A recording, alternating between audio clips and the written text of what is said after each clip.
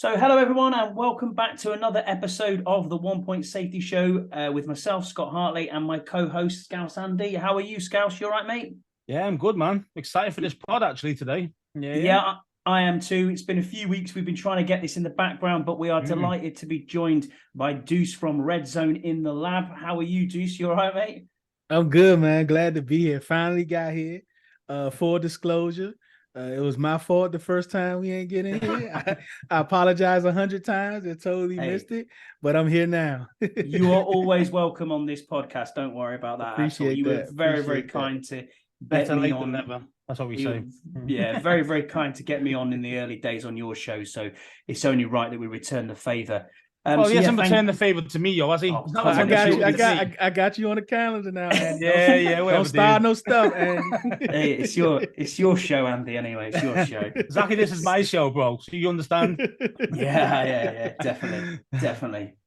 So there's a little bit of news in Commander's Hand this week. We'll go into a bit more detail probably later on in the show around OTAs in week 2 and how that's worked. But the only transaction updates we've got at the minute really are guard Andrew Norwell is on the PUP list, so he's on the physically unable to perform list. He's got a dealing with a right elbow issue. He can't currently pass his physical, and the plan is to release him when he is healthy enough to be released, which should save us in excess of just over £3.5 million against the cap, which would be quite interesting. I bet you're delighted about that, Scouse, because we know how much you've enjoyed him being in the Burgundy and Gold. I'm not a big fan of him. I think he is goddamn awful.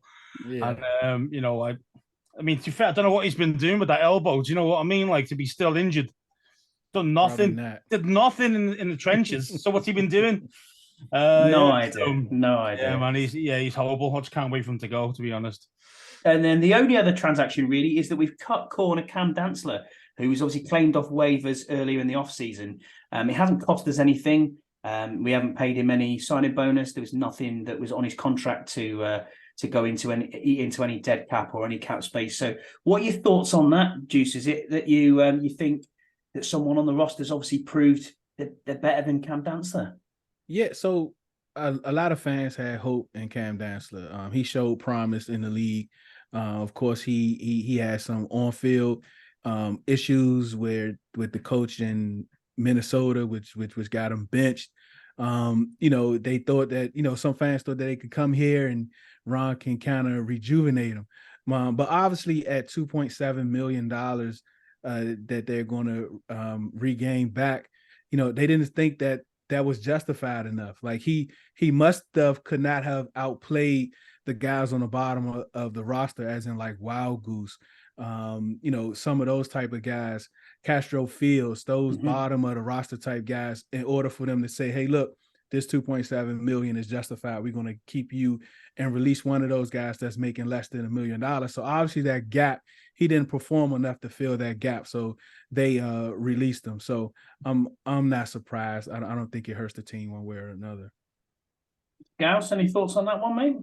Yeah, I agree with Deuce, really. He obviously didn't show out enough to prove that he's worth the money that he's getting paid compared to the other lads. So for me, it's, yeah, I mean, we're not missing anything. I mean, I was hopeful that he was going to produce, and, some people probably had him penciled in as maybe cornerback 3 or 4 on the depth chart at the start, but obviously he just didn't do anything for them in the OTAs, so obviously not worth the cash, so goodbye.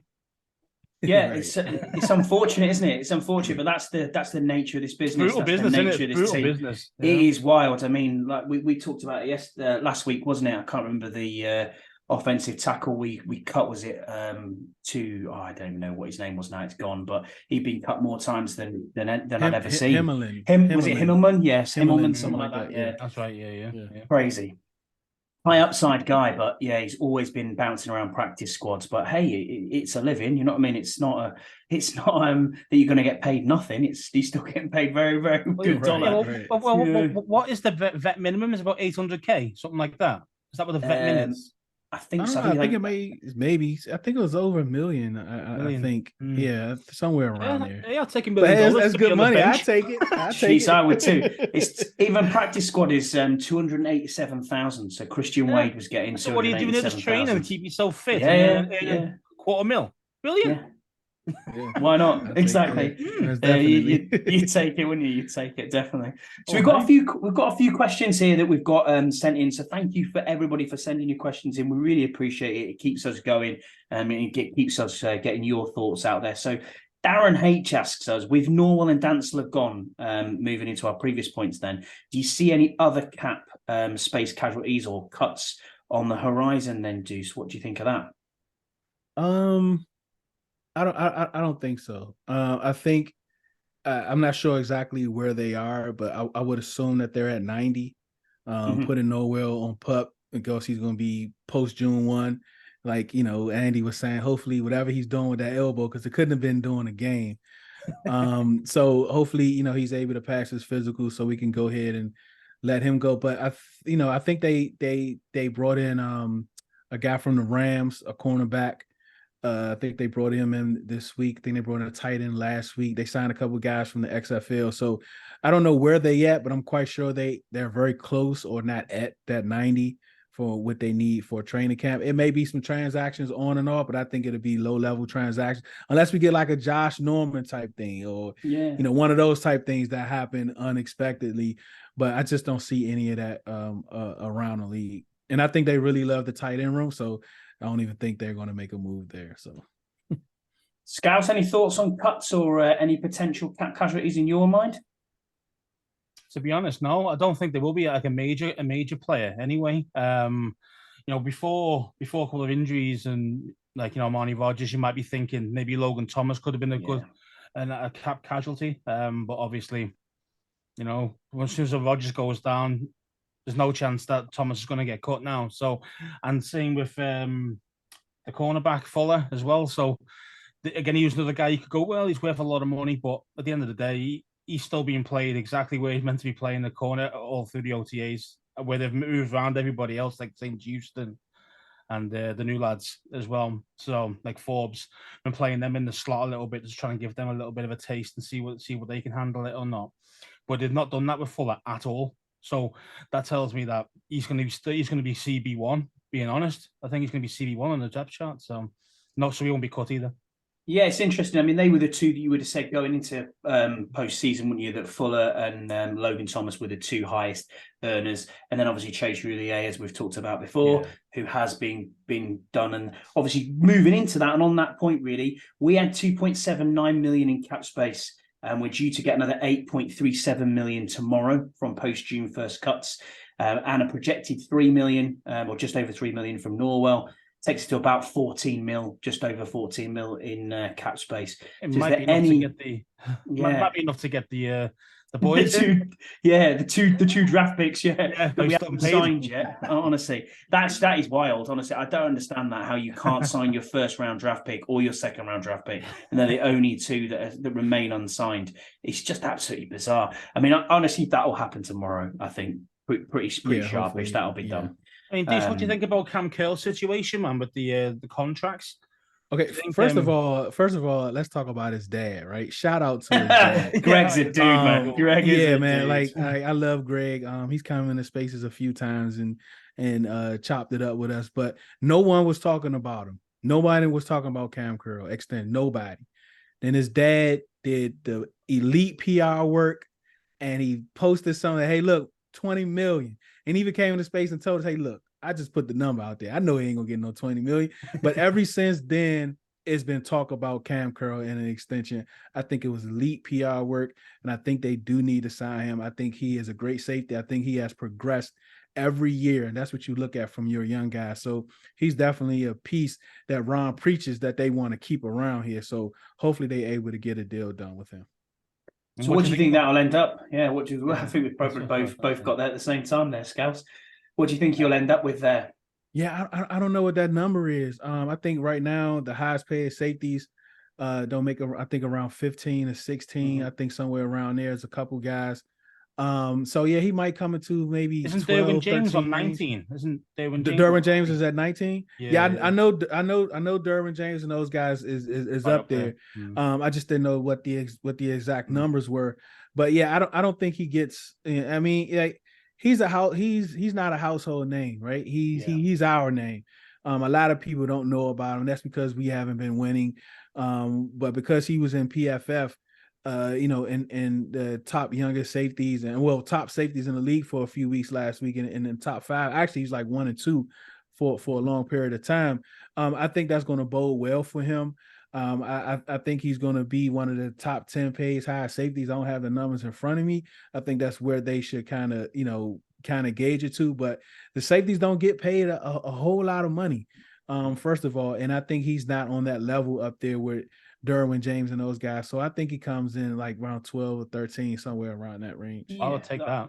I was thinking like that 12, 13 mil. Yeah, I was so thinking versatile 50. and he's so good at different positions, not just one. Which safeties are great at one position, but not great at the Buffalo or strong or free, depending on what they are. They're not really versatile in that way. Some of these guys, like Derwin James, isn't. He's one position. That's what he's good at.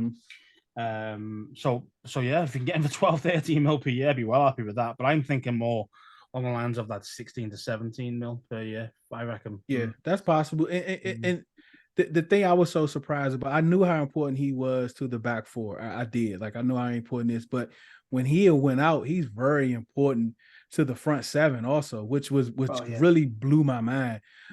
We talk about William Jackson, we talk about once he left, and you talking about Jack Del Rio getting in a groove, but a lot of that stuff happened and didn't happen when Cam Curl was on the field. So he's very important to this team. So I wouldn't be surprised if they get in the higher teams with him. 100%. I mean, did you see the first 3 games when Curl wasn't playing? I think we put up we can see that 95 points in 3 games. Yeah, it's crazy, Scouts, isn't it? I mean, and then after that, we're top 3D after that. I'm hopeful around the 50, 4 years, 50 mil, maybe 55 mil, thereabouts. I think that'd be good enough with an average of probably around about that 13 is where I'm sitting at. If they were happy with 13 mil, I'd be snapping their hands off. So we've only got a few more. We've only got a few more questions here, Deuce, really appreciate your time. I know you've got the clocks ticking. I get that, man. So Jesse from the Bleeding Burgundy podcast has asked, could Cole Turner emerge as tight end 1 if he stays healthy? Obviously, hearing a lot about Cole Turner in these OTAs. He is the OTA superstar. He was last year. Same thing again. But we saw how he got injured, banged up, ended up doing a lot more blocking than we expected him to do. Scott Turner's scheme didn't help him in that regard at all. But what's your thoughts on that one then? Do you think he ends up being could be a tight end 1, Scouse? We'll go to you first for that one. I think he can be. He doesn't really have a lot of competition really. I think Logan Thomas is unfortunately on his way down in his career more than upwards. He's still come off that ACL injury as well, so I just don't think he's going to be sharp. I just don't think we're not going to get the 2020 version of Thomas, unfortunately. So if Cole Turner stays healthy, I don't see a reason why not. But more than likely, because of his size and his speed, he's probably going to be a red zone target more than anything else, because his blocking isn't quite up to scratch just yet to play in between the 20s a lot, if that makes sense. Yeah, I agree with you completely there. Yeah, I think he could emerge as a tight end 1. It's going to take time for him to do that. I really like the fact that he's going to that training camp with the George Kittle and Travis Kelce and Greg Olsen, tight end U is going down to there. So that helps, in the off season in between the 2 mandatory camp and camp as it is now, he's going to that. So that's happy days. That's really good for him to get down there to, learn from the elite within the game. It only breeds well, doesn't it? You know what I mean? If you're going to put yourself out there, that's what you want as a young tight end. I mean, at the end of the day, this is year 2 for him. So yeah, I think he could emerge. But sometimes we get affiliated too much with a training camp favorite, don't we? There's lots of them that do that, and they build these flashes into training camp, and then it comes to preseason, it comes to the to the 53, and there's nothing there. Yeah, so I'm hopeful with Cole Turner. I really am. What about you, Deuce? What do you think on Cole Turner? Yeah, I really like Cole Turner, but I really love Curtis Hodges. It's very sad. He's dealing with injuries, and we lost Armani Rogers, but I probably have different takes than a lot of people on Armani Rogers. I think us as a fan base, we really get caught up on potential, and he went down, and some fans seem like we just lost Kelce or something. But when it comes to Cole Turner, my biggest concern, he was a good downfield jump ball. He has a huge catch radius, but his route running his tree wasn't really, it didn't look too good last year. He was circling off a lot of his routes. He had bad hip placement, bad shoulder placement, going into routes and things like that. But what I noticed from him when I was there last Thursday is that the improvement there, like the route running, he's L'ing off his routes a whole lot more. He's dropping his shoulders, getting his hands up. He's running a post route much better. He's finding the zone a whole lot better, because a lot of those threaded balls and those fire balls that Sam is forcing and completing is going to him. They are getting a lot of work together. I really believe that Cole Turner could end up being a starting tight end before the year is out. I think he still has a small ways to go before he's actually tight end one. I think he still has a lot of work to do. And I think this joint practice with the Ravens is going to be real key to him amongst other players and positions. But for him, I think it's going to be a real key. And we get to see the fan lovely guard him in Cal Hamilton. So that's going to be fun. Yeah, that will be fun. So we'll finish you off there with yourself and Deuce. Do you want to just talk to us about what you're doing at the minute, about the Twitter Spaces, about what the community that you've kind of picked up on Twitter, and about your show as well, and tell everyone about it when it drops, all that sort of stuff.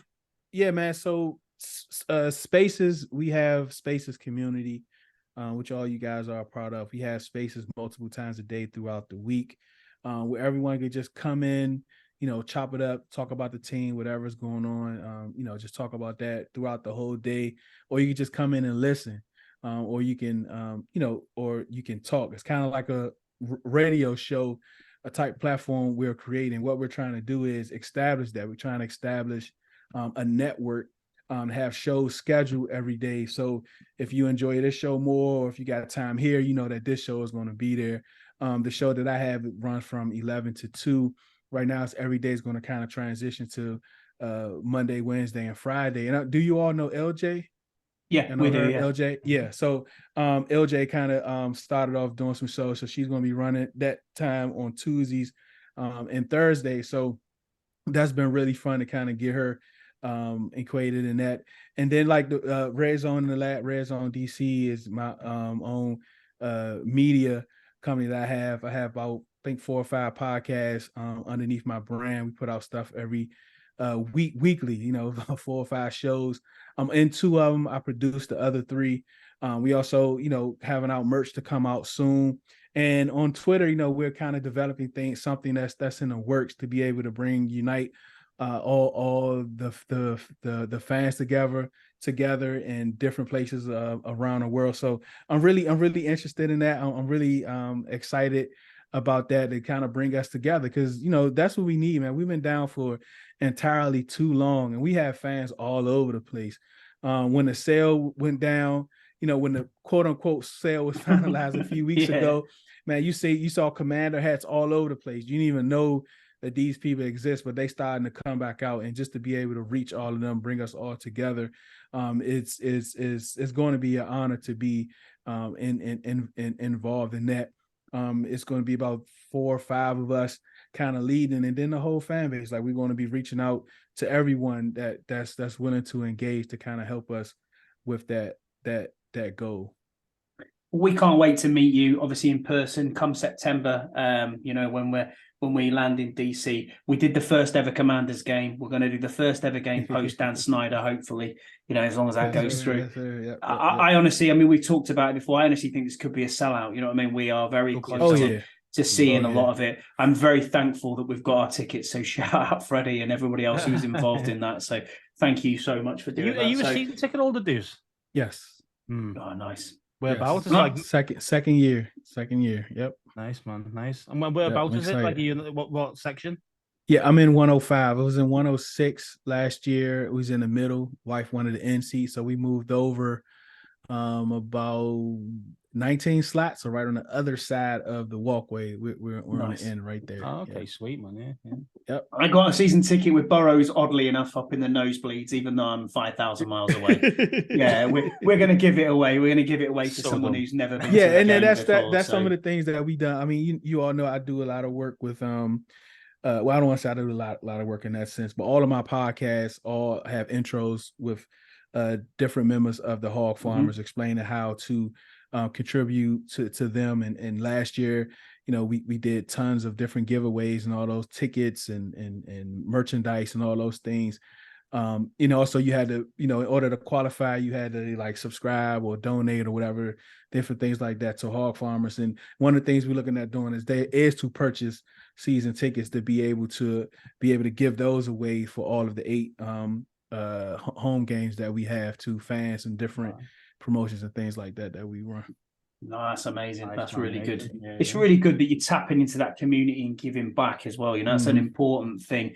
I mean, we're all just 2 blokes from England talking, crap on a podcast. I get that, but it's amazing, this community that has been built pretty much since COVID. Really, it started, and we've noticed it massively that we're all involved in various different podcasts. Scouts is on another one as well as this one. We're all on each other's shows, so the content community has been a real godsend when it's come to this franchise and this fan base. So I can't thank you enough for being on a show with us tonight. We really appreciate it and appreciate your time. And thanks again for being on with us, mate. So we will catch up with you in September. I'm really looking forward to it. Yes, Deuce. Yes. Yep. Appreciate it. Thank you. Remember, do it because you love it, not because it loves you. Peace. 100%, man. Take care. Right, what a guy. What a guy. Yeah. It's been a long time in the making, that one, mate. He's a good fella. He's a good fella, Deuce. I like Deuce a lot. Really good bloke. Really good bloke. And offline there, he's just said that he's going to meet us on the Friday night. So it should be interesting. He'll probably show us how to drink. Do you reckon he could be able to show us how to drink? Because I think he could have a few. Yeah, I think he can have a few beers. Yeah. I think he probably could too. We'll see what he's up to. Exactly. So we're into OTAs week 2 then, Scouts, and obviously looking at what's happened so far, I've got a bit of a rundown here and we'll talk about it as we go through. So Sam Howell is going to be mic'd up during the OTA practice to check on the play calling and check how he's reacted in the huddle. Howell has said over the week that he's learned how to communicate better, and it's helped with the play calling from EB. We've had Terry and Diami Brown out there saying that Howell's leadership's grown and that he's commanding the guys well. And then Ron's also pointed out that it's still a competition until it gets to training camp or to the end of training camp. Obviously, we've seen Sam Howell on the field. We've seen various videos coming through. What are your thoughts on what you're hearing from OTAs? I mean, we're not there live to see it. We can only report what we're hearing from the reporters and what's going on online and the fans that are seeing it. I think everybody's happy with what he's doing at the moment. Yeah. There's been no one saying, "Oh, no, there's no Carson Wentz shit where he's throwing the ball miles into the dirt, way out of bounds and things at the same time frames as Howell." And people going on about that his leadership's getting better. I just think he just knew his role. Does that make sense? Like, you're rookie coming in, you're a 5th round pick. You are number 3 on the depth chart. You're not going to be going in there and giving it the big I am that I'm this and that the other, trying to lead all these like pro footballers, and you're never going to get the snaps with them. So what's the point in that? Do you know what I mean? So and I'd be the same probably if I was in that situation. Yeah, you want you to be a leader, but you're not going to go out there and trying to outdo Wentz and Heineke, these other dudes, as in like from a leadership standpoint, when you are 3rd string, doesn't make any sense. So now that he's QB1, supposedly at the moment, you see, his leadership has always been there. He just never really shown it.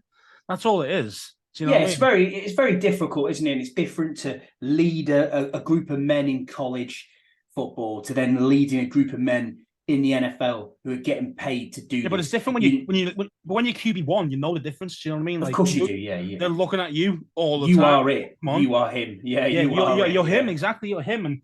And the thing is that he wasn't when he was QB3. He wasn't. So what's the point in trying to? He doesn't want to step on people's toes. That's what I think. He didn't want to step on the quarterback's toes. At the end of the day, he's there to learn at that point. You know what I mean? And now he's QB1. I think you're going to see him go on leaps and bounds, man. This he's a killer, man. He's a killer. I tell you, he's gonna show people, man. He's gonna show people. I really hope we are right here and we've hit gold because it has been a long time coming. So, yeah, fingers crossed, toes crossed, everything crossed. We've got to push a thing. We've got to push and hope that we go really well here, but it's looking good so far. But then again, do we have to temper expectations because it is May? It is May. There's no pressure. We've had 6 sessions now. It's not a huge amount of time. I think the good thing is about being mic'd up. You mentioned before about being mic'd up, and is to show can he actually say the verbiage, because the verbiage I've heard is extremely long.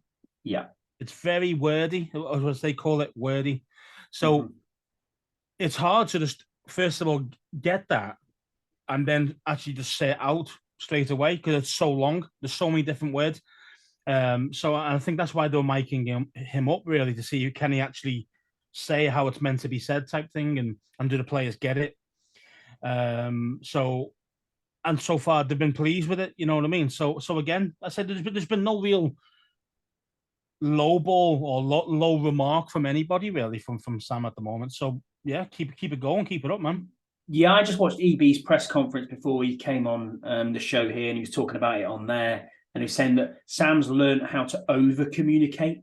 So they're adding words in, more verbiage to make sure that they get the message across as to what they want during that play call. So having this mic'd up session can only help, and that's probably why it's too long. I think it's a great idea as well. Sometimes you can put pressure.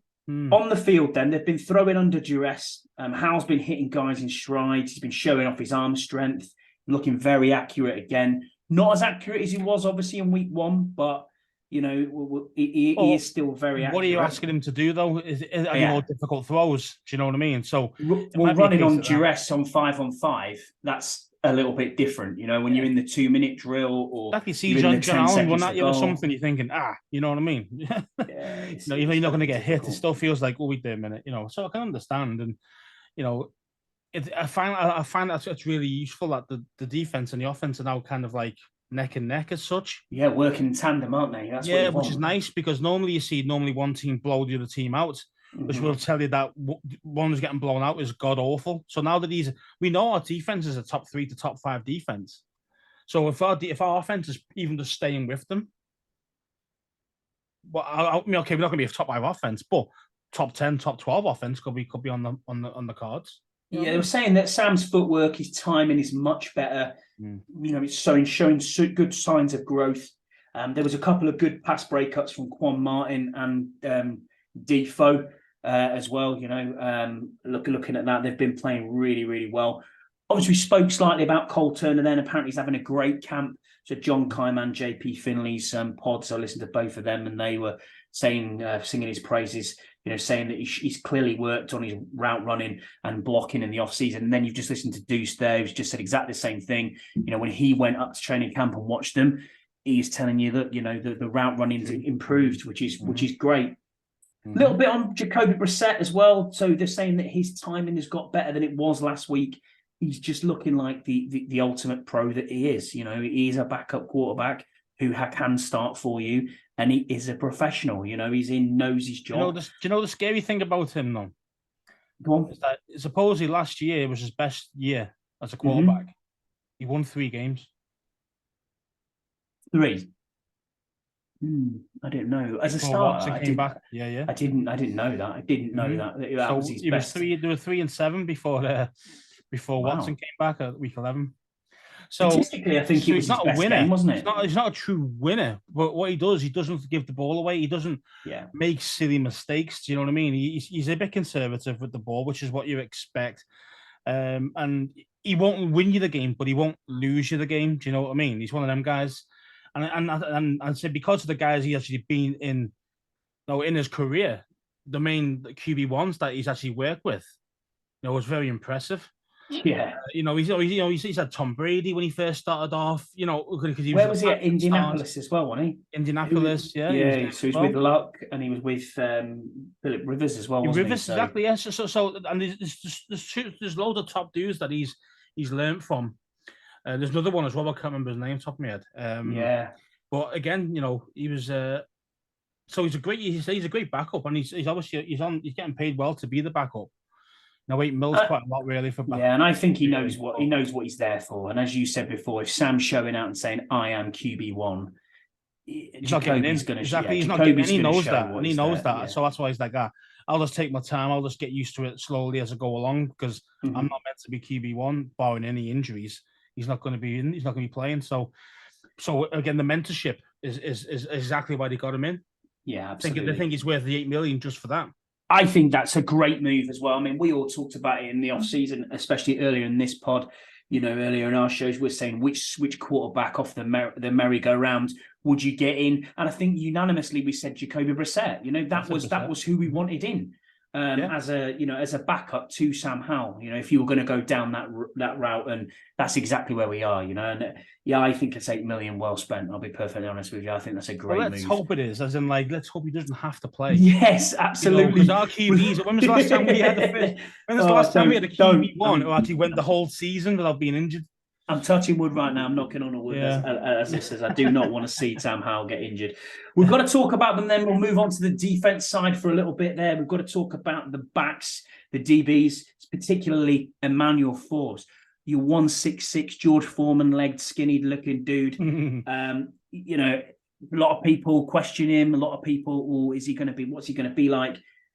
The reaction time has been excellent. You know, he's played on the outside a lot this week after being in the slot mainly last week. You know, he's mirroring routes the way he's doing it. He's had some really, really good drives on the ball. His balance is great. He can break at speed. Apparently, he broke up a play against Jahan Dotson, and he broke a play up against Terry. However, Terry took him to school on a deep route later on in practice, as if to say, "Yeah, see you later, rookie." I'm still number one. This is the level you got to block. Yeah, exactly. And then he also came up against Cole Turner, covered him. You know, on the last play of the game, Forbes was all over him, and it fell and failed incomplete. So he's showing out. He's showing his worth. That first round pick, he's showing exactly what he's there for. He plays heavier than what he is. That's why we're not too worried about. I'm not too worried about his weight. You know, he came in at 175 now. He's at 75 now. So he's put 8 pounds of muscle on only in a few weeks. You know, maybe a month. You know, he's not lost any of his speed, as you're saying there. He's breaking up these guys' pass plays. He's reading it well. You know, honestly, man, the guys, if he stays healthy, man, he's going to be a stud. And apparently, between the two of them, him and Quan Martin, they are absolute shit talkers, which is not what we've had in the DBs for a while. So since Josh Norman, really. Yeah. So and Swearinger as well. You know what I mean? When you think about it that way. So when you go back to it, I mean, apparently there was a play where they went out to a screen and they threw the ball out to Brian Robinson, and he was coming round the corner, and obviously Forbes was like, "Yeah, you know, I'm going to go for him." And apparently Randy Jordan, the RB's coach, was jumping up and down, hollering and screaming. And Forbes was like, "No, if this is live, I'd have smashed him," and all this. And I mean, he's like, "I'd love to see it. I'd love to see it." And I mean, can you imagine that collision? It's probably not what you want your first round cornerback to do. Not really. We talked about this last week. That honestly, it still baffles my head. It's got to be the hardest position in the entire game. You've got to do everything a wide receiver does backwards, but fast. You know what I mean? And that is, I mean, fair play. If he can get it done, that's like it's a premier position, really, especially in the passing league. Of course it is. Yeah, man. Of course it is. But he's going to look like a really, really good player. Fuller, obviously, you talked about it a little bit earlier when Deuce was on. Fuller's been sticking to the outside corner this week, and they've worked Benjamin St. Goat in the slot for a bit as well. So the GOAT is, you know, he's going in and out. Fair, that's what you could see. You really could see Fuller being like CB1, Forbes on the other side, too. Yeah, and then I was saying GOAT actually in the slot, and maybe rotating along with Quan Martin. Maybe Quan Martin, that might be the way it's going to go. I don't know really, because I'd like to have St. Goat and Forbes rather than Fuller, but Fuller did play well last year, so I don't know. You know what I mean? It's a tough one. It's a good problem to have.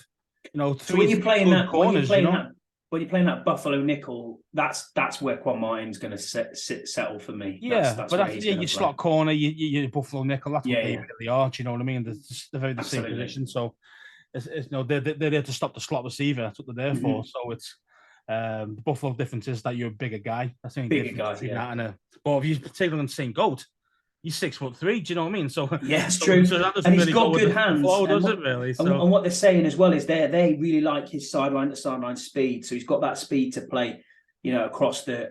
I say the only problem with our defense, mate, is injuries, because you're right. You know, Chase Young's injured all the time. You've got St. Goat's injured all the time. You know, Cam did miss games last year. Okay, first season he missed games, but he missed games. You know, Defoe injured the year before in his rookie season. He missed the whole season. You know, so these guys are all, again, I think that's the biggest problem is actual injuries and kind of, can they stay healthy a full season? But within the cornerbacks, then there's got to be something out there like a Castro Fields. I mean, again, there's been talks of him flashing. I've not seen much of him. I mean, neither have I. He's got some. Levin says he's got some talent and he's fast and all the rest of it, which is, you know, okay, great. But again, he was injured last year as well, so you know, so it's like, well, how good really is he? He must be decent enough, because obviously they got rid of Dantzler straight away. That's what I'm saying. Yeah, so he must be decent. But is it like, how good is he, or how good can he be? And I think, you know, as I said, they need to be fit, they need to be healthy the whole season, and, you know, continue to learn and grow and become better players. So we'll go on then a little bit back to the offense. So we'll switch back across and we'll talk about the running backs. So Brian Robinson was not happy at all yesterday. Eric Bieniemy dug him out a little bit and reminded him, you know, at practice of what he was doing and what he was doing wrong, especially around blocking. And there was a play that was completely blown up that Robinson didn't pick up his block at all.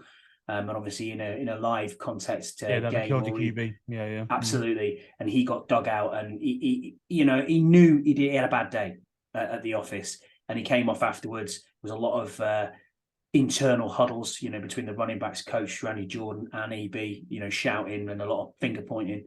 You know, it was a lot. And then he took the time completely after practice had finished to sit with Ron Rivera for a good 10 minutes talking about how he could improve himself, what went wrong. B-Rob? Yeah, B-Rob, yeah. Sit next to Rivera. Rivera, yeah. And then, you know, EB, again, in his press conference, brought it up and said, there's nothing wrong there. He's trying to better himself, but he wanted perfection every single day he trains, and he doesn't get perfection every day he trains. And that's what I think Eric Bieniemy actually messed up in the press conference, and he swore in the press conference, but he said, you know, that's where, when I lose my shit, that's when it goes down at him. He said, I'm only trying to pressure him. And this is a guy who's a running back as a player. You know what I mean? You're not one of the best running backs in the game. I think sometimes you just got to be careful as well, haven't you? You know, it's all well and good digging them out and something like that, but some people don't like negative criticism, man, if they can't handle it. And what it does, it ruins their confidence. So you just got to know the guys you really can, you know, tear a new one to in front of people, and guys you got to go be arm around the shoulder and say, look, man, that wasn't good. You know what I mean? And say it that way. So he's just got to be careful sometimes, because, you know, most guys can handle it. They think, oh, the professional players should be able to handle a ripping. Yeah, but some guys actually really are not fragile, but they just like it being said in a different way, and they respond better that way rather than always being dug out. So you just got to be. He'll learn that though. He'll learn that over time as well. The players that he's got, what the demands. Well, you'd like to think so, but don't forget though, he did have this problem at Kansas City as well, that he didn't really change his style. It was all like, I'm going to hold you accountable every time, which, don't be wrong, it's a great philosophy. It's a great thing to have, and that's always going to drive us to be better. But you just got to be doing it to the people who can handle it. Do you know what I mean? Who can be coached hard, as they call it. You know. Rather than being like, you know, and you know, and the other guys that won't be able to handle it like that, you don't rip him in that respect. Do you know what I mean? But you do it in a different way. So to that point, then, Scouts, Aled has asked us a question, and he's asked us a question saying, "What is your views on Robinson and Gibson? Who is number one back, and will they share snaps?" I think we've also got to probably talk a little bit about Rodriguez Jr. as well. You know, in this, and Jonathan Williams. You know, are you keeping 4 backs on the roster? Where are we going? What's happening? You're probably going to have 3. I think 3 backs on the roster as an under 53. And you'll have 1 on the practice squad, either between Patterson or Williams, probably. I don't think Patterson will be about. I really don't think he'll be. Yeah, I mean, it just depends. It just depends. You know, some might take him, or they might cut him. I don't know. But the thing is, for me, it's like B-Rob for me is RB1, as in like, because he's that bruiser you can give him it 25 times in a game, and he's not going to fumble it. He's not going to do that. Now, Gibson is a completely different skill set, and for me, Gibson still is a wide receiver to me, just built like a running back now because he's he put on weight and massive, and he's going to be better out in space. So it's going to be the screen game for him. It's going to be these short passes here and there, dink and dunk with him. And then if you give him in space, mate, how fast he is and how big he is, he's going to be a nightmare to stop. So he's more like the McKinnon role, if that makes sense. But a better McKinnon. I think he's better than McKinnon in that role. We've just not seen him in it that often because we've used him as a primary running back, which isn't really what he was. He never has been. That's why he's still a little slow at times with vision and stuff like that, because he's not a running back. He's a wide receiver converting to running back because of his size. So funnily enough, Darren H has asked us again another question, and it falls nicely into what we're talking about there. So he said, do we think that Gibson could end up as some kind of tight end wide receiver hybrid, leaving the running back position to Rodriguez and Robinson as your two? 100%. You can see. bruisers? I wouldn't say tight end, but I'd definitely say, the wide receiver type hybrid role. As I've mentioned before, the screen game and that third down pace of change your back. Third down back. So he's not bad in pass pro, and your third down back has to be good at that because not 9 out of 10, maybe about 7 out of 10 on third down, you're probably going to throw it. So of course you are, so you got to have a decent running back who can actually pass protect. That's why McKissick was so good for us, because he was great at that, but he was really good in the flats, But that's what Gibson has got the skill set to do that 100%. And you might even see him not play running back, at all. You might just see the two bruisers just hammering. These guys like through the middle, wearing down, and then use Gibson in the flats and also Curtis Samuel as well. So that's what I'm saying, man. We've got options there, man. We've got the talent. It's just about executing. Yeah, that Deebo Samuel type role that is, really highly. Yeah, he's a wide receiver running back, isn't he? Really, that's what he really is. I mean, get the ball in space and he burns you because he's that bloody fast. And Gibson's exactly the same. We just never used him that way because he had to be our RB1. We didn't have any decent. Really, we didn't have decent. We didn't have anyone, did we? Or we had decent. We had a decent third down back at the time. Let's say McKissick. But he wasn't an RB2. Do you know what I mean? Like, you can come in when he needed a breather. Because let's face it, he's not used to getting pounded 30 times a game. He came from college. They hardly tackle anyway. You know what I mean? Never mind getting hammered by 4 or 5 guys every time he gets the ball. So and I do like Jonathan Williams as well. I think he's a solid. You know what I mean? He's a solid running back. He's solid. He's not going to break a tackle and go to the house. He's not. No, not at all. But again, you see, it all depends how. I mean, the way it looks like with our style. Our style looks like it really is going to be smash mouth football. It's going to be like 3 bruises because really. Williams is a bit of a bruiser as well. So yeah, he's a big old boy. Those dudes like to run hard and run through you. Do you know what I mean? If you're on the defensive line, you're just thinking, "Oh, mate, this is a nightmare," because you think you stop one of them. Oh yeah, it's okay. No, it's not, because you got the next guy, and he's fresh and you're knackered. It's like, oh mate, it's not going to be a good day for us. Do you know what I mean? And because of that, you got to open up the passing game as well. Yeah, exactly, the passing game, and that's exactly what West Coast is. It's exactly what West Coast is, mate. It's exactly what it is. Run normally, start with the run, and then play action after that. That's what it's about. So, there's weirdly enough, we talked about this a while ago. We talked about Marty Mayhew and Ron sitting in that press conference and him saying basically you want to do an 80-20 run to pass ratio. We were like, nah, I can't do that. That's bollocks. Well, that's never going to happen. Just put it out there. I still like to think it wouldn't be that. I don't think so. I still think it'd probably be a 60-40. 60-40 split, yeah. I think passing more than rushing, to be fair.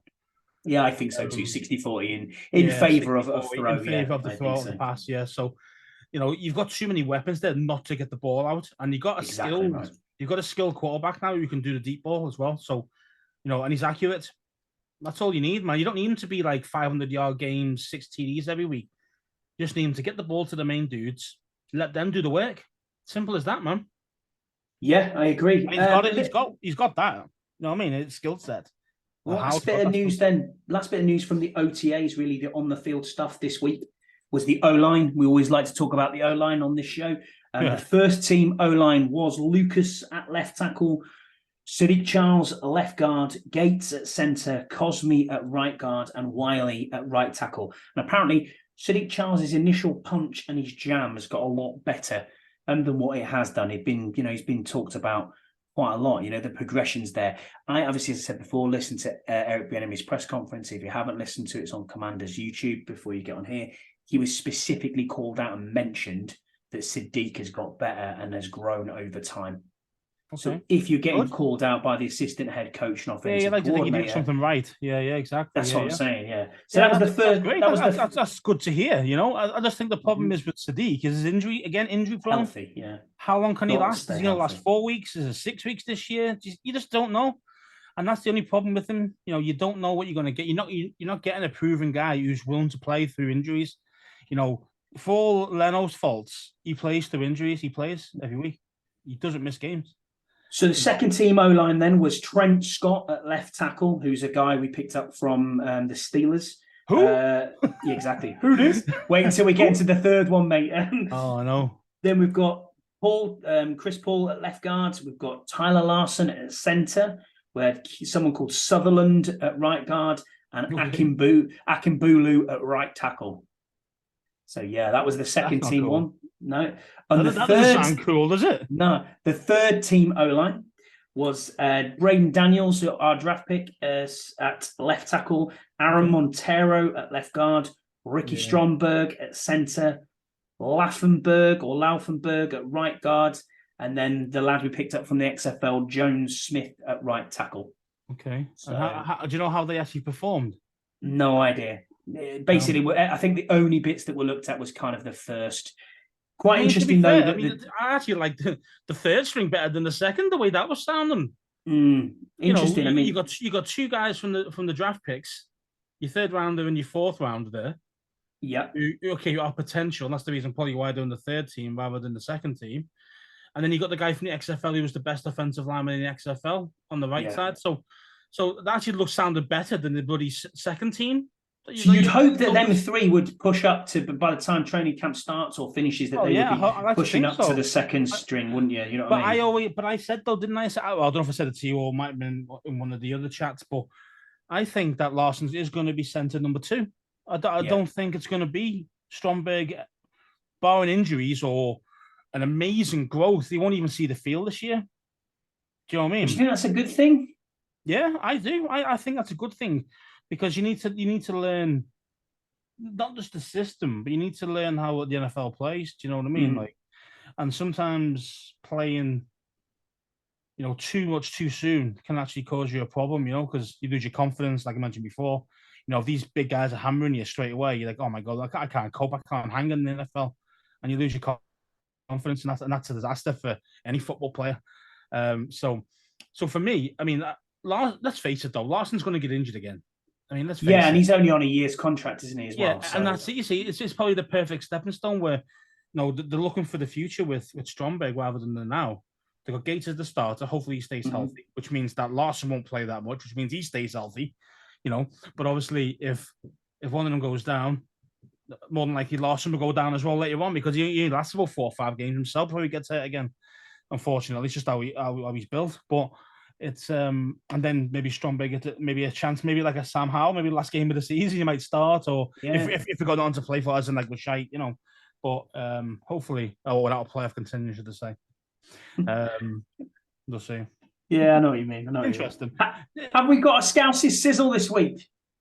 No, nothing to sizzle about. No, that's the problem. It's the problem. It's the off season, isn't it? It's the off season. There's not a lot to go. There's not a lot of ripping, because like obviously, the Dan Snyder thing's all done, so there's no point in me going on about him all the time. Yeah. And there's no point in going on about what he's, Norwell, because it's not even training. So I can't even. I got a bone to pick a little bit here. Okay, then was this Scott sizzle? No, September can't come quick enough. That's one thing. But the second one, I suppose, is it's still this constant downtrodden of Sam Howell. He's the worst quarterback going, the worst starter. Has anyone actually watched Tampa Bay Buccaneers in practice?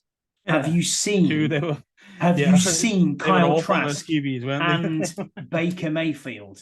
Honestly, Baker Mayfield is not hitting anyone. Killed in he was getting killed. Yep. again, like if they were playing like properly, either got killed, like knocked out. You know what I mean? Yeah. So it's insane to see how he's accurate. These are the guys aren't, you know.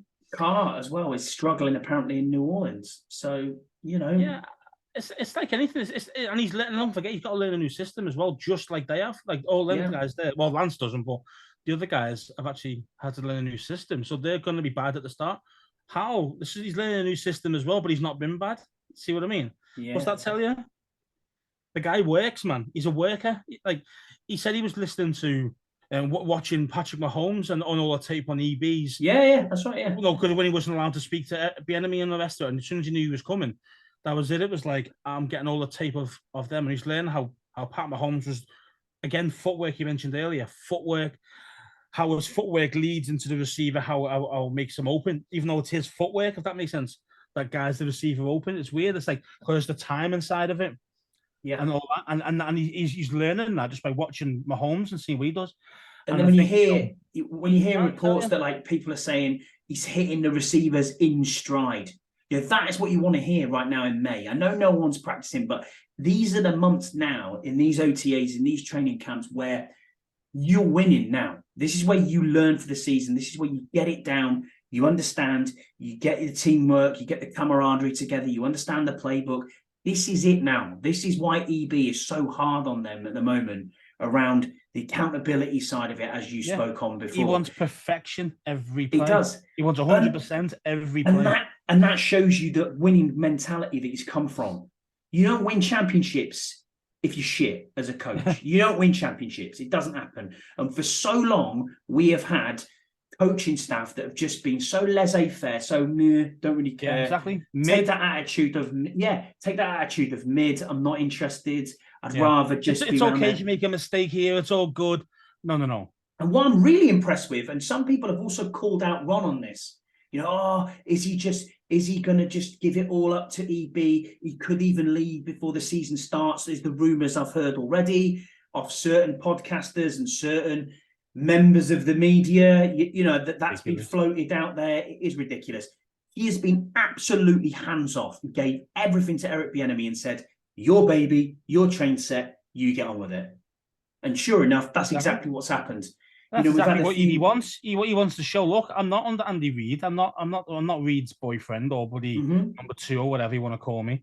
You know, I'm my own man, and I know what I'm doing. You know, I'm all for it. It's just a disrespect. I think that's what you're trying to get at, isn't it, Ray? The disrespect is real. It really is. But again, if he was at any other team, he wouldn't be getting this much disrespect. No way. Any other team? Absolutely no way. It's us, mate. It's us. No. Anyone who comes here, mate, you must think, fuck's sake, man, I don't want to be here because, it's not that I don't like Washington or the people there. It's all the shit from the fucking media's horrendous, and the low balls. And you're not that good. You blah blah blah. You're 5th rounder. Blah blah blah. The GOAT was a 6th rounder. The GOAT. Correct. Yeah. Well, that's exactly it. It's a lot less, though. The possibilities is low, but. Sam Howell's not a 5th round pick, man. He really isn't. He should not have been lumped in with those absolute shite QBs that went in the year that he went. That was Patrick Willis, not Patrick Willis. Malik Willis. Malik Willis.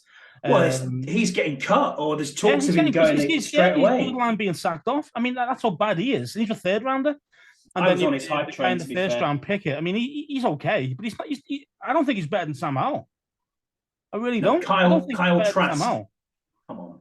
Kyle Trask, no shite. I mean, I'm a follower of the game. I mean, I've seen him play. Fucking dog shit, mate. That's why I don't think Richardson's any good. Yeah, I agree with you. I think he could be a massive bust. He's a superstar as an athlete. But but at the end of the day, as a quarterback, you got to throw the ball on time, accuracy. That's what it's about. That's why Tom Brady's the GOAT. And he's not running around, running over people and 45 fucking inch vertical and all this. He just fucking comes in and delivers the ball on time where it should be, and that's all you got to do. I'm not saying it's easy. Right. It's a very hard position. But what I'm saying is, I'd rather have a pocket. I mean, an actual passer who can actually use accurate rather than a guy who's an ultimate gym head. Absolute Lamar Jackson stats machine and all that. I'd rather somebody who's He knows what he's doing. He knows where to put that ball every time. Throwing the ball to only where your receiver can get it and the DB can't every time, or 9 out of 10. That's what you're after. Do you know what I mean? Of course it is. And that's what, and for me, Richardson, mate, I think he's going to be a big bust. He is Jamarcus Russell 2.0, mate. I'm telling you. I'm telling you now, bro. I'm telling you. They realize but people are saying he's Michael Vick 2.0. He'd be running all the time, and he'd be running like a running back, and he'd be like Cam Newton. He'll get injured in 2 years, and that'll be the end of him. His shoulder will be knackered because he just hammered him. You know what I mean? And that'll be him done. He won't get past his first rookie contract as a starter. I'll tell you that. Mark the date, 1st of June. I've already predicted the future, mate. 4 years later, he's going to be nowhere. I'm putting it on the docket. There's been a little bit of an injury update then. So AG, Antonio Gibson, did not participate in team drills. Apparently he's been riding the bike as well. He was just a bit winded. Nothing major at all. He just picked up, I think he just must have either took a hit quite hard, and it's like when you get a bit winded. Or fell kind of like awkwardly or whatever. Awkwardly, yeah. So nothing to write home about on that. The only other one was Kazmir Allen, who's come in as our undrafted free agent, rookie punt returner, stroke kick returner. He has a hamstring injury.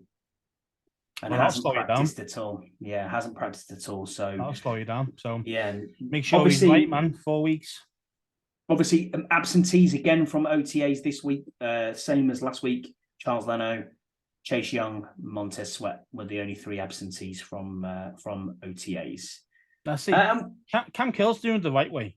Cam Curl is there. He is there. He's again, he is not participating in team drills, but he's doing individual drills. Yeah. He's saying, look, man, I don't want to get hurt. I want a new contract. I'm not going to sit out completely, but I'm proving a point. Do you know what I mean? That's basically what he's doing, Of course that's exactly what Chase Young should be doing. It's exactly what Montez Sweat should be doing. These guys should be there. They're captains. Okay. Chase isn't, he's an alternate, but I know what you mean. Well, he's been a captain though before. Yeah, he's been a captain. He's lost the captaincy. What's that tell you? What's that tell you about his mentality? It's not great, is it? Funnily enough, Mike Allen's asked us a few questions here, and his first one we'll get onto that. He says, "How committed is Chase Young?" Well, he doesn't look it at the moment, does he? He doesn't look committed at all. No. I mean, maybe he never wanted to be picked by us. No, we don't forget he's a local lad. Maybe he wanted to move away. Maybe he wanted to be away from his family, because some people actually like being away from everybody like that, because you might have some dodgy friends. You know what I mean? Like you might get him in trouble. Blah blah blah. So it might be an element of that, maybe because let's face it, besides like his rookie season, I know he's been injured a lot and all the rest of it, but he doesn't come across like a guy that he wants to be there 24/7, which you got to live and breathe football. He doesn't come across that way, do you know? He's a fella. He's that's what I'm saying. He's a motivator like that, but his actions aren't the same as his words. Do you know what I mean? I think as a real leader, for me, it should be the other way around. Yeah, absolutely. You do it silently. Yeah. I'm going to be the John Allen type. John Allen type. This is how you do it. You know what I mean? And like Terry, for example. I mean, he's obviously become more vocal over the last couple of years, but before then he was very quiet, but he was still showing you how it's done professionally, how to be professional, how to be a leader, but in the quiet sense of look, this is how you do it. You know what I mean? Rather than like being I'm all this and all that. And he's got more confidence with that now. Since he got his big contract. You look at the edge rushers from Ohio State, and you look at the difference between Chase Young and Nick Bosa. And what are you saying there? Nick Bosa's not out there being that rah rah. Look at me. Do you think he's came in here, Chase? He is a beast. Do you think Nick? Do you think that Chase Young's come in here as a number 2 overall pick and thought to himself, "I've made it here. I'm a bit of a Bertie Big Bollocks." You know what I mean? And this is the other thing as well. We have to remember these kids are young. And we say that they're kids. Exactly. I mean, kids. I'm not 40, I'm 39. You know what I mean? You're what, are you 40? I don't know. Scouts. Yeah, 39, same as me. Mm-hmm. We're not old by any stretch of the imagination, but we're looking at 19, 20, 21-year-old guys.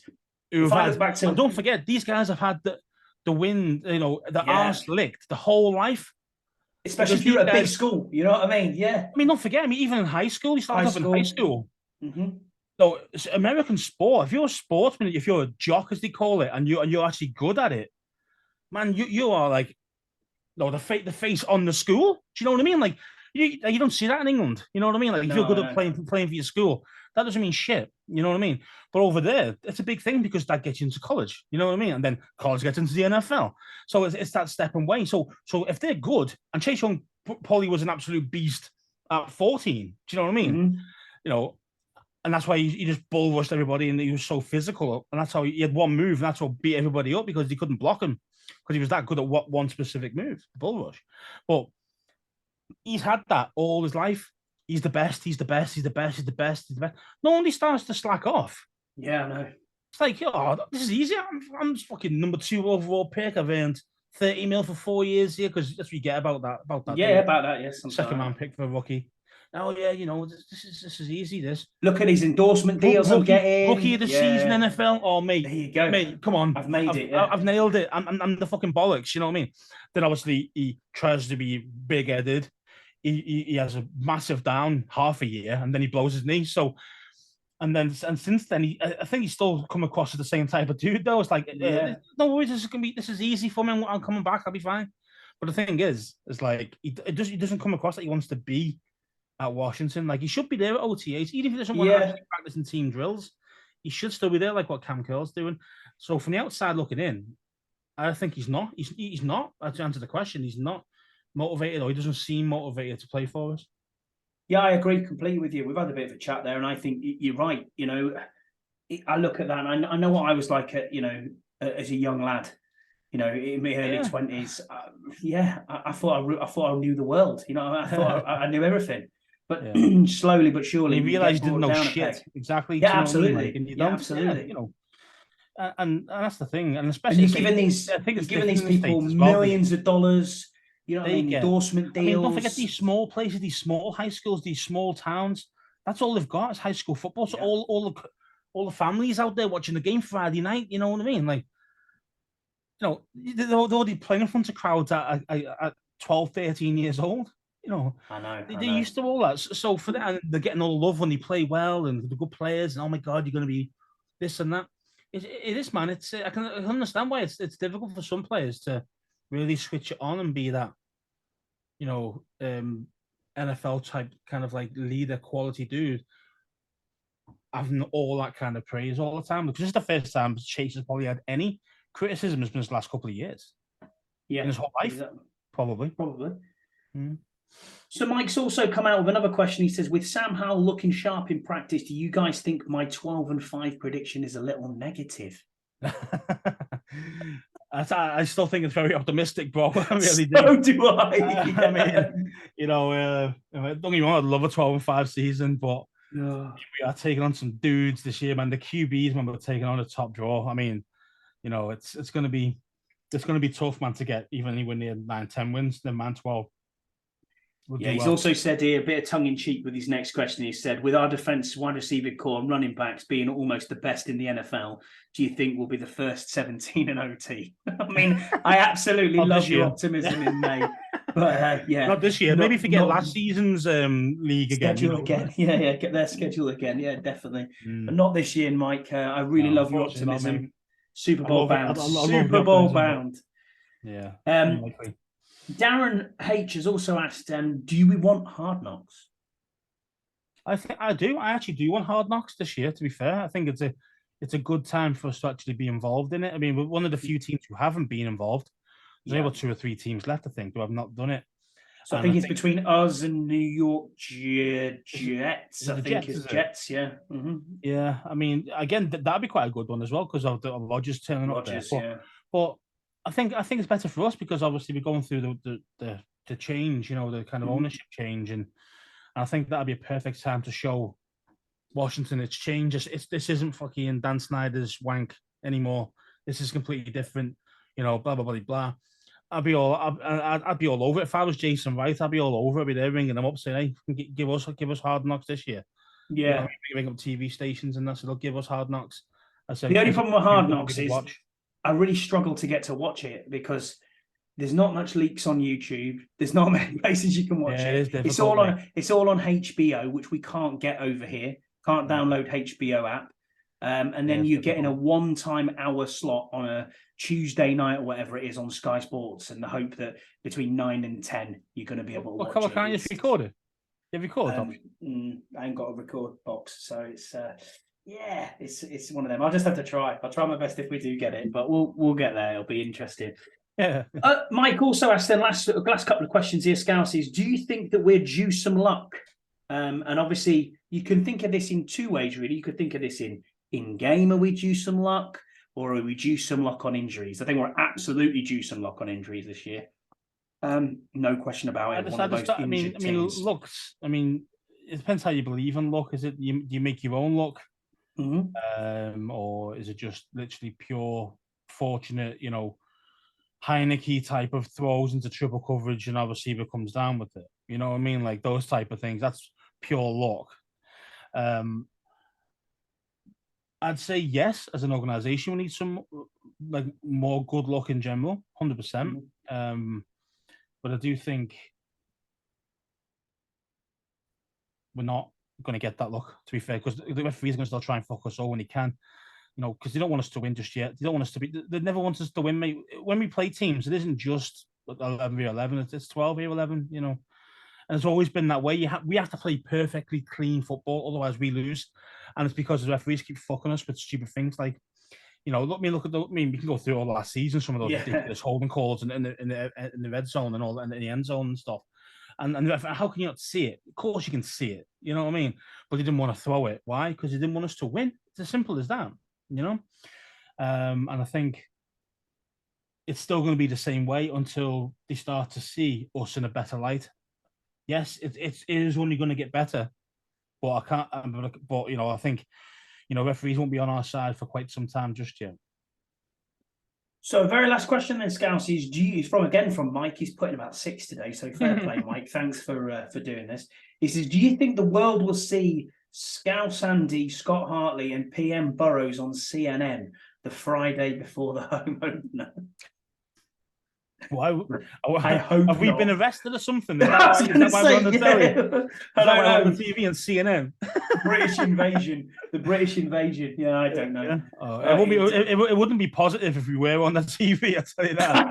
We're not on the TV. Yeah, that's for sure. Yeah, we'll definitely be going into jail. 3 dickheads bladdered fucking doing something stupid. You know what I mean? Yeah. And go to jail for the night. 3 British Washington Commanders fans have broke into FedEx Field. Just throwing a pigskin around. Yeah, I don't know. Yeah. Oh, dear. Anyway, that's it from us, really. I don't think there's anything else that we have to talk about. But yeah, thank you again for joining us. Numbers again steady this week. We're up to just shy of 400 views again, 400 downloads. So really good. It's getting there now. Episode 30. Can you believe that we're this far already? The 30. Yeah. This is 30. Yeah, it's crazy, Scouts. Absolutely crazy. But yeah, I really enjoy this time. Thank you so much for being on with me. Obviously, every Thursday this will drop. It is, man.